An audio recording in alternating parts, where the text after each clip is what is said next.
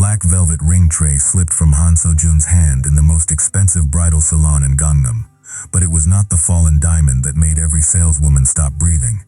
It was the way Seoul's most feared Korean underworld boss lowered his gun-trained eyes toward two teenage boys standing beside an African-American woman he had once been ordered to forget.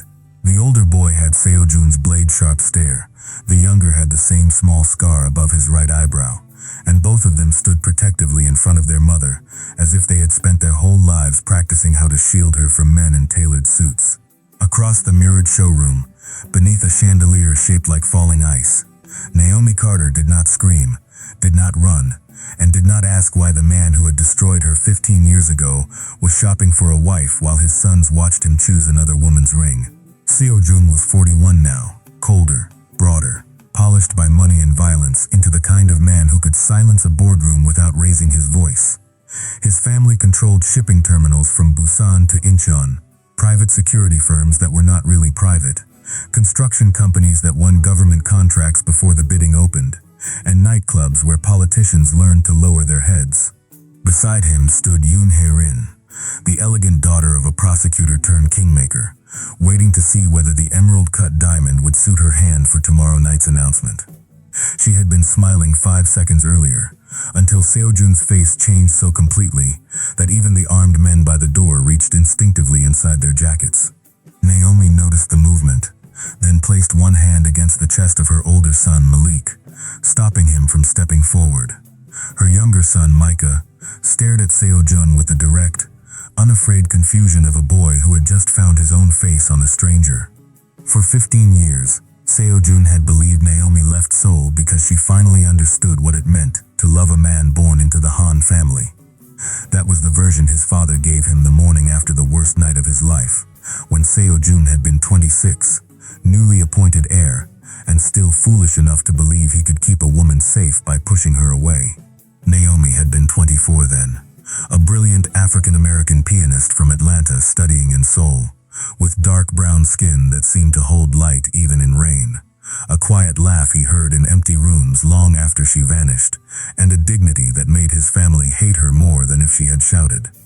His father had shown him a signed statement, an airline record, and a hospital report saying Naomi had terminated the pregnancy she had claimed was his. Seo-Jin had read those papers once, burned the memory into himself, and spent the next 15 years becoming the kind of monster who did not look back.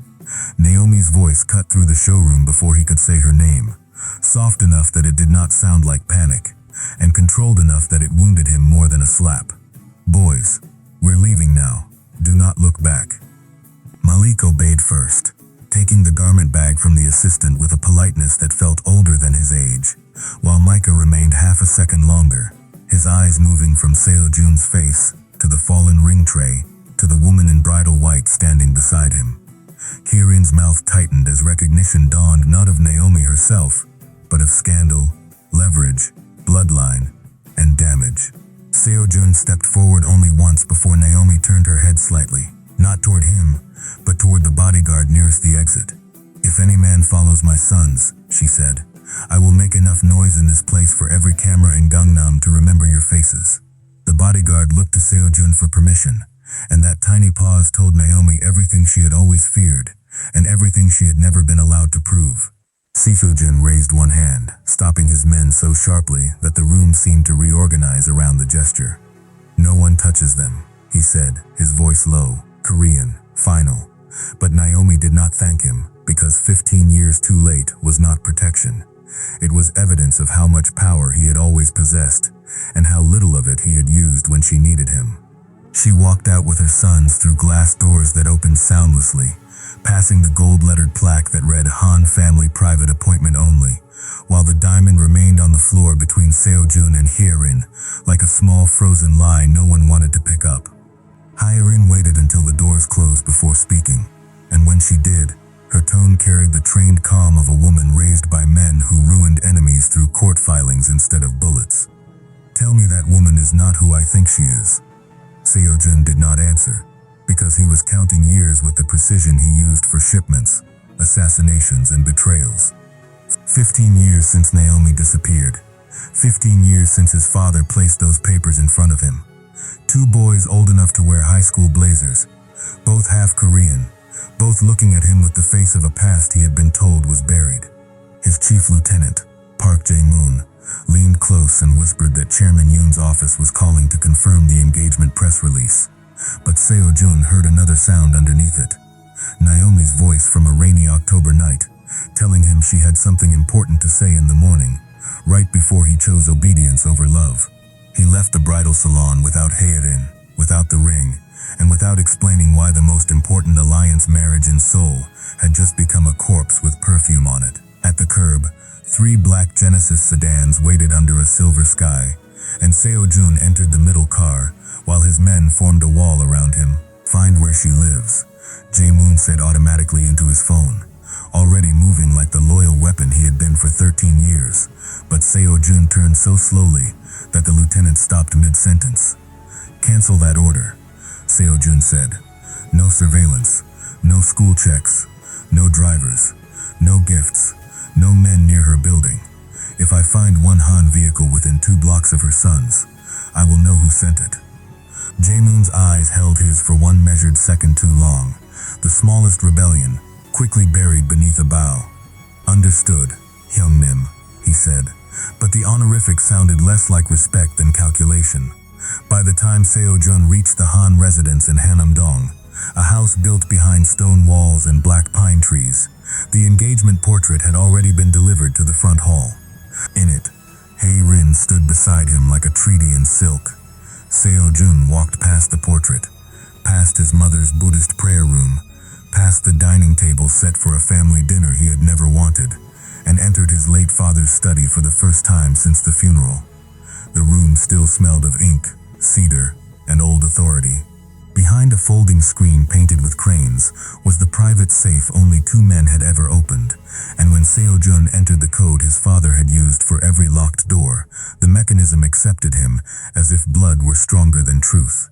Inside were ledgers, sealed envelopes, immigration files, and one narrow black folder with Naomi Carter's name written in Hangul by his father's hand.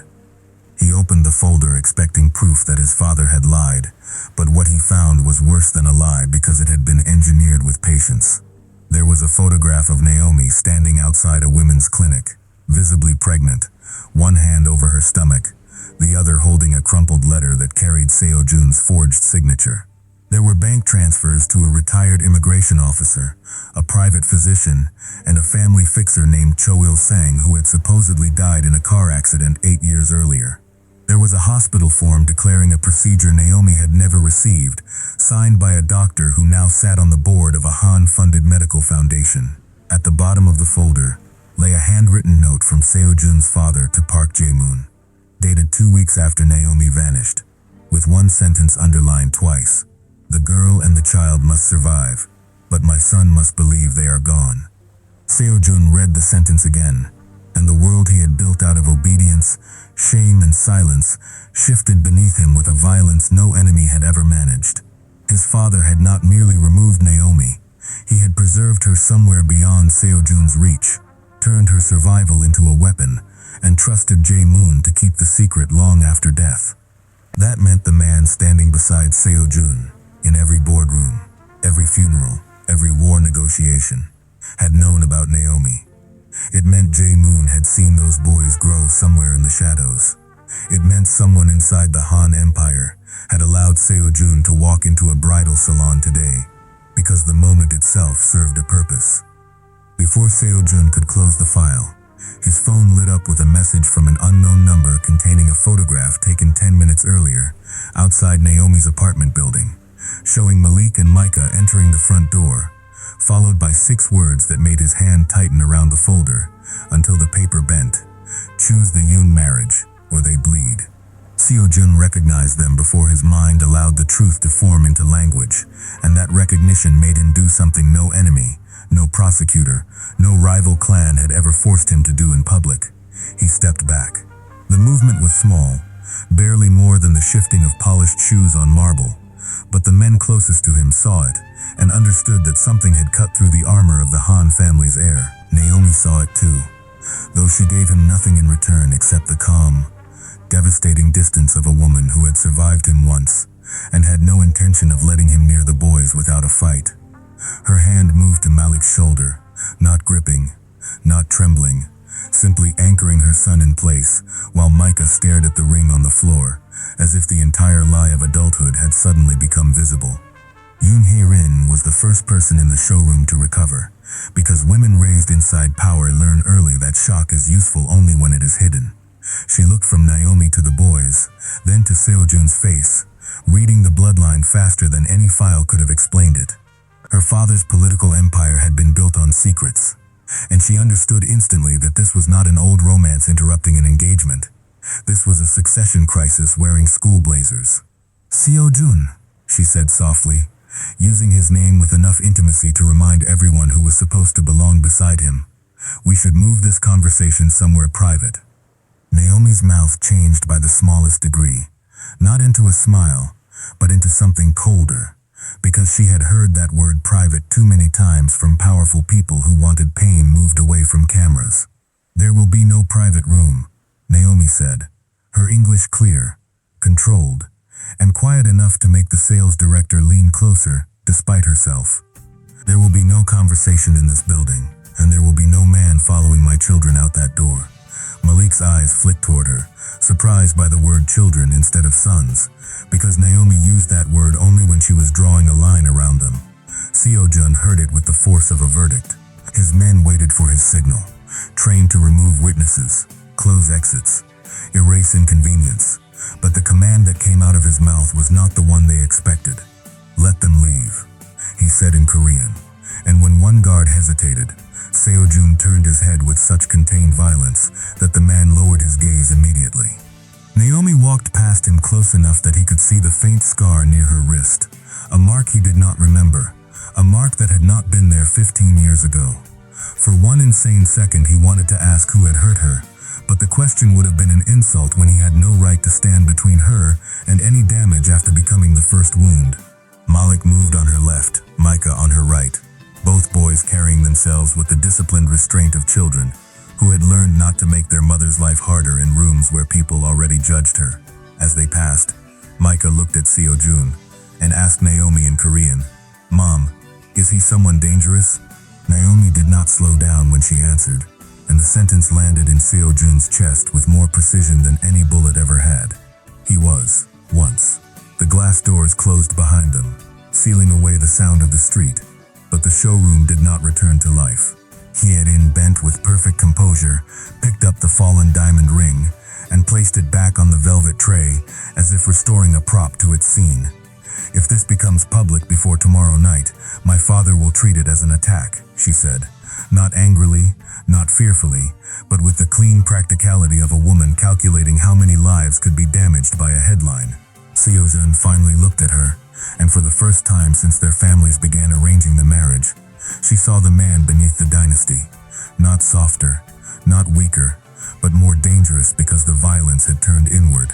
"Then tell your father," he said, "that the announcement is delayed." Hye-in's eyes narrowed slightly, because delayed was not cancelled, and men like Seo-Jun did not leave words unfinished by accident. In the car, Park Jae-moon sat across from him with a tablet already open, his thumb hovering over networks that could identify Naomi's apartment, employer, bank activity, school district, and immigration trail before the sedan crossed the river. Jae-moon had served the Han family since Seo-Jun was young enough to bleed from training knives and still hide it from his father. He knew when to obey silence and when silence was merely a command waiting for shape. "I can have a protective team around them in 20 minutes, he said, carefully choosing the word protective because he was too intelligent to say surveillance.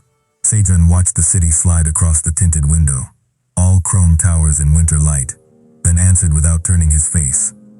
"If one of our men comes within 2 blocks of Naomi Carter or those boys, I will assume you placed them there to test me."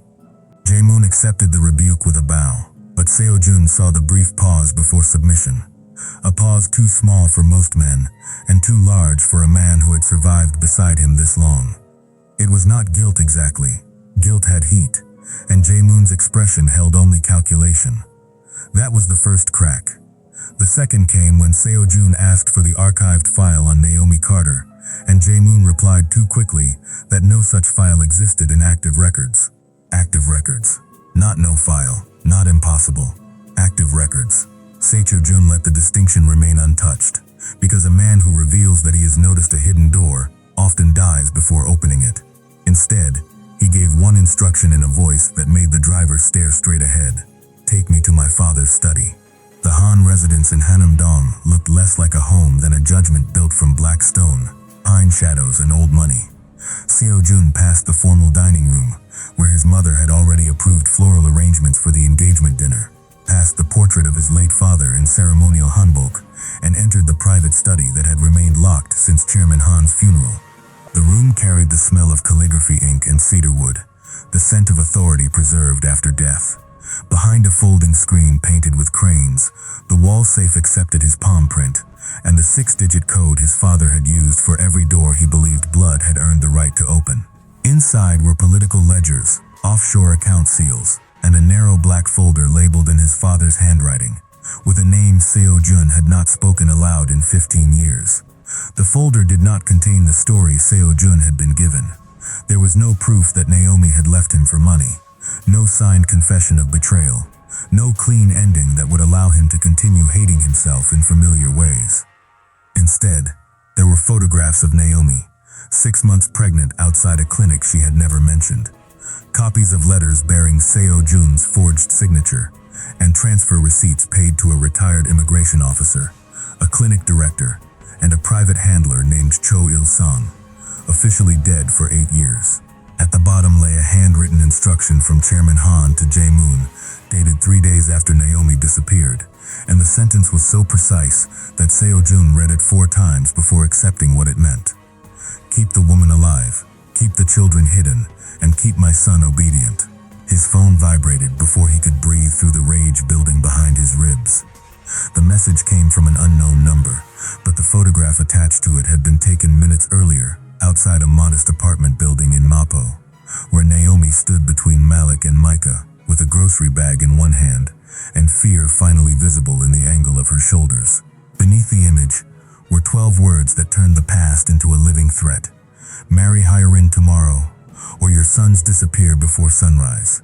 Marry Hyrin tomorrow, or your sons disappear before sunrise. Seo-Jin kept staring at the message until the screen dimmed in his hand, not because he needed more time to understand it, but because rage was useless unless it became order.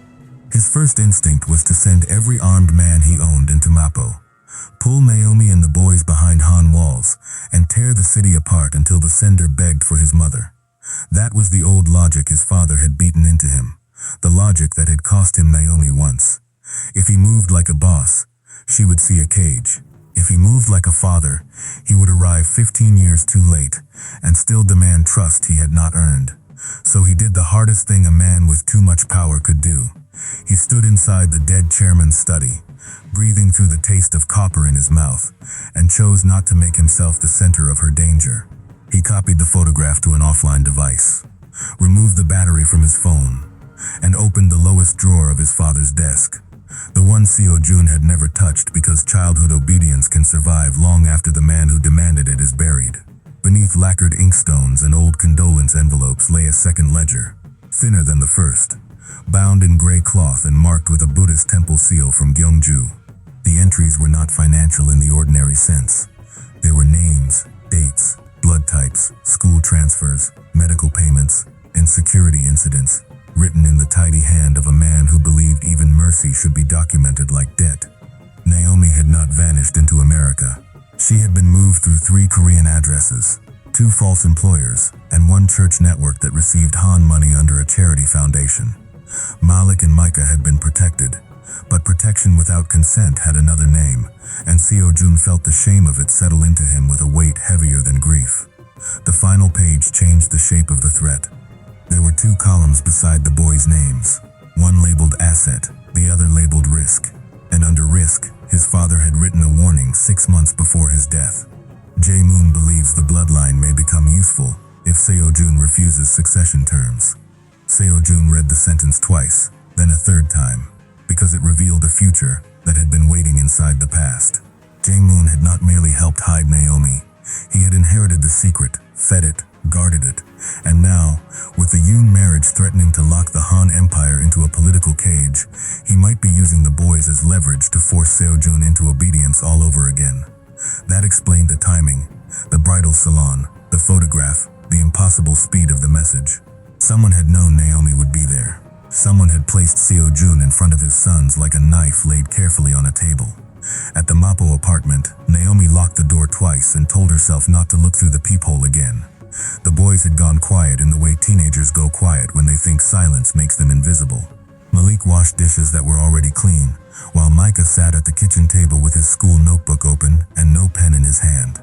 Their apartment was warm, narrow, and lived in, filled with thrifted books, framed debate certificates, swimming medals, a chipped blue teapot, and photographs from a life Naomi had built with 12-hour workdays and carefully rationed fear. She had raised them to speak Korean without apology, English without shame, and truth without cruelty, but she had not raised them for the sight of Han Seo-Jin in a bridal salon with another woman's ring on the floor. When Malik finally turned from the sink, his voice was too calm for 15. "Mom, that man looked at us like he lost something." Naomi folded a dish towel with both hands because she needed something ordinary between herself and the question. "He knew me before you were born," she said, choosing each word as if the wrong one might set off a bomb under the kitchen table. Micah looked up then, and the resemblance hurt so sharply that she nearly reached for the counter. "Before we were born is not an answer," he said, not disrespectful, not angry, but wounded in a way she could not punish. Naomi had promised herself she would never poison them with her pain, yet she had also promised she would not lie, and tonight those promises stood on opposite sides of the room. Before she could decide which one to break less, her old backup phone buzzed inside the flour tin above the stove. The phone only 3 people in the world knew existed. The message had no name attached, but the first line made Naomi's fingers go cold. "If Han Seo-Jin contacts you tonight, do not meet him alone." The second line was worse because it contained the address of the boys' school, the time Malik usually left debate practice, and the name of Micah's swim coach. Naomi read it once, closed the screen, then opened it again because fear has a cruel habit of demanding proof. Malik saw her face and stepped closer. She moved before he could speak, pulling both boys into the hallway away from the windows, not fast enough to scare them, but fast enough that they understood this was no ordinary caution. "Pack 1 backpack each," she said, keeping her voice level. "No trophies, no laptops, only passports, medicine, chargers, and the gray envelopes from my closet." Micah's lips parted, but Malik touched his arm, and the younger boy obeyed, because the older one had understood something their mother had spent years trying to postpone. Across the river, Seo-Jin made one call from a landline no longer registered to the Han family. The woman who answered was Mrs. Baek, his former legal tutor, now 72, retired, and dangerous in the quiet way only people with perfect records can be dangerous. She had taught him contract law when he was 19, and told him once that a man who signs what he has not read deserves the trap he enters. "I need a judge who hates my family more than he fears it," Seo-Jin said, and Mrs. Baek did not ask why. She gave him a name, then another, then told him to stop trusting anyone who called him Hyungnim too easily. By the time he hung up, he had a plan that did not involve storming Mapo. He would not seize Naomi. He would give her exits, documents, and proof, then stand far enough away that she could decide whether his help was another form of control. But Jae-moon moved faster than the guilt-stricken man he had helped manufacture. At 11:27, Seo-Jin's private elevator opened without authorization, and Hae-rin stepped into the study wearing a camel coat over the white dress she had chosen for the engagement photos. Behind her, one of Seo-Jin's own guards stood with his head lowered, too ashamed to meet his eyes. Hae-rin did not pretend she had come out of concern. She placed a slim folder on the desk beside Naomi's file and said, "My father received photographs of the woman and the boys 10 minutes ago. He believes you are being blackmailed. I believe someone wants both our families to react badly enough to make tomorrow unavoidable." Seo-Jin opened the folder and found security stills from the bridal salon, cropped not to show Naomi's fear, but to show the boys' faces clearly. The final image carried a handwritten note in black marker. Public scandal destroys Han. Marriage saves Han. Children remain useful. Seo-Jin looked up, and Hye-rin's composure thinned just enough for him to see that she was not the sender. She was ambitious, proud, and raised in a house where tenderness was considered poor strategy, but she was not careless. "If my father sees those boys as leverage, he will use the press," she said. "If your lieutenant sees them as bloodline insurance, he may use something worse. Either way, Naomi Carter has less time than you think." For the first time since Seo-Jin had met her, Hye-rin was not negotiating as a bride, an ally, or a rival. She was warning him like a woman who understood what powerful fathers did to daughters, sons, and inconvenient mothers when inheritance was at stake. Seo-Jin closed both folders and reached for the old emergency key to the private armory, but before his fingers touched it, the study phone rang. The caller ID displayed the number of Naomi's apartment building, and Seo-Jin answered without breathing. For 1 second there was only hallway noise, a scrape of shoes, Micah whispering somewhere too close to fear, and Naomi's voice trying to stay steady while someone pounded against metal behind her. "I do not trust you," she said, each word strained but clear. "But if you really did not send the men outside my door, prove it now."